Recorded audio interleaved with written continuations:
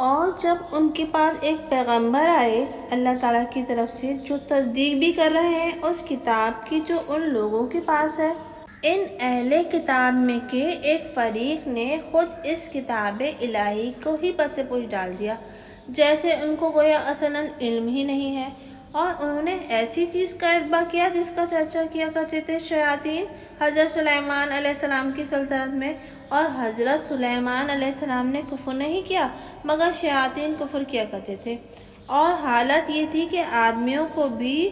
سحر کی تعلیم کیا کرتے تھے، اور اس کا بھی جو کہ ان دونوں فرشتوں پر نازل کیا گیا تھا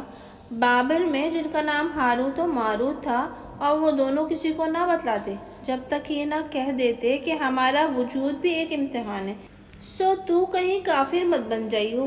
سو لوگ ان دونوں سے اس قسم کا سحر سیکھ لیتے تھے جس کے ذریعے سے کسی مرد اور اس کی بیوی میں تفریق پیدا کر دیتے تھے، اور یہ لوگ اس کے ذریعے سے کسی کو بھی ضرر نہیں پہنچا سکتے مگر خدا ہی کے حکم سے، اور ایسی چیزیں سیکھ لیتے ہیں جو ان کو ضرر رساں ہیں اور ان کو نافع نہیں ہیں، اور ضرور یہ بھی اتنا جانتے ہیں کہ جو شخص اس کو اختیار کرے ایسے شخص کا آخرت میں کوئی حصہ نہیں،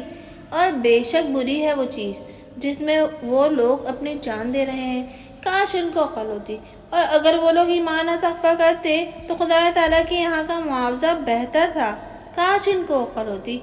اے ایمان والو، تم رائنا مت کہا کرو اور انزلنا کہہ دیا کرو، اور سن لو، اور کافروں کو سزا دردناک ہوگی۔ ذرا بھی پسند نہیں کرتے کافر لوگ ان اہل کتاب میں سے اور مشرکین میں سے اس امر کو کہ تم کو تمہارے پروردگار کی طرف سے کسی طرح کی بہتری نصیب ہو، اور اللہ تعالیٰ اپنی رحمت کے ساتھ جس کو منظور ہوتا ہے مخصوص فرما دیتے ہیں، اور اللہ تعالیٰ بڑے فضل والے ہیں۔